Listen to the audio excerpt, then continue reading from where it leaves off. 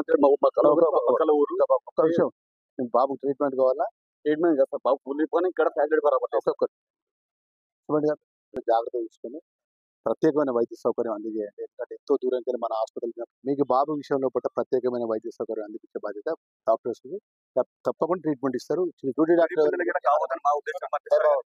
ఏదో చేయాలి, మాకు పెద్దగా చేయాలి లేదు. ఏం చేస్తాను మా పిల్లలకి అంటే వేరే పిల్లలే కావాలి సార్. అంటే చిన్న పిల్లలు సార్ ఫస్ట్ కావాలి సార్. ఇక్కడ ఏంటంటే ఒక్కటి పెట్టిన ముగ్గురు బరాబర్ లేదు, ఏం బరాబర్ లేదు. అంటే డాక్టర్స్ ఉన్నారు సార్, ట్రీట్మెంట్ ఇస్తారు. కానీ ప్రాబ్లం ఒకటే రూమ్ లా 8 మంది పిల్లలు. ఏం సార్ అది? మాకు ఆ సొమ్మతలకి ఇక్కడికి వచ్చాము, లేకపోతే ఇంకా రాదు. మేము ఆ ప్రాబ్లం ఫుల్ ఉంది. చిన్న బాబు 3 months బాబు. అసలు ఎట్లా అయిపోయిందంటే 15 days అయిపోయింది. ఒకటే పెట్టి నడుపుతున్నారు. ఏం సార్ అది?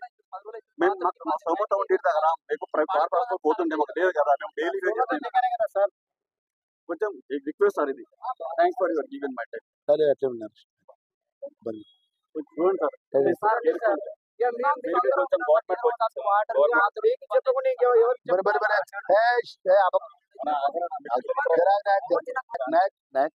ఇప్పుడు డాక్టర్స్ ఉన్నారు, సూపరింటెండెంట్ ఉన్నారు, అందరూ కూడా మీ ఆవేదన, మీ కష్టం, మీ పిల్లల కష్టం చెప్పిండ్రు. అన్ని సమస్యలు పరిష్కారం చేస్తారు. మీరు ఇబ్బంది పడకూడదు. ఎందుకంటే మేము కూడా 2 years అయిన గవర్నమెంట్కి వచ్చి 2 years అయిన గవర్నమెంట్కి వచ్చి ముఖ్యమంత్రి రేవంత్ రెడ్డి గారు మార్పు కొరకు ఇచ్చి ముఖ్యమంత్రి గారికి అవకాశం, నాలాంటి మంత్రిగా నాకు అవకాశం ఇచ్చారు. తప్పకుండా మీకు ప్రాబ్లమ్స్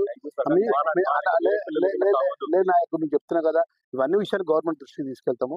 ఇలాంటి పొరపాటు జరగకుండా సరి చేస్తాము. కొంచెం మీరు టైం ఇవ్వండి బాబు. మీ సమస్య ఇప్పుడు చూడండి బాబు, నేను ఎందుకు ఇట్టున్నా బాబు, నేను మీ సమస్య అనేది మా సమస్య కాబట్టి ఇట్టున్నాను నేను. ఇప్పుడు ఎవరిదైనా పిల్లలు ఇబ్బంది కష్టం రాకుండా మేము చూసుకుంటాం.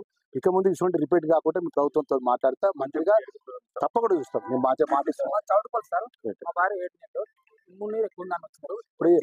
మీరు కన్సల్ట్ అరే ఒక నిమిషం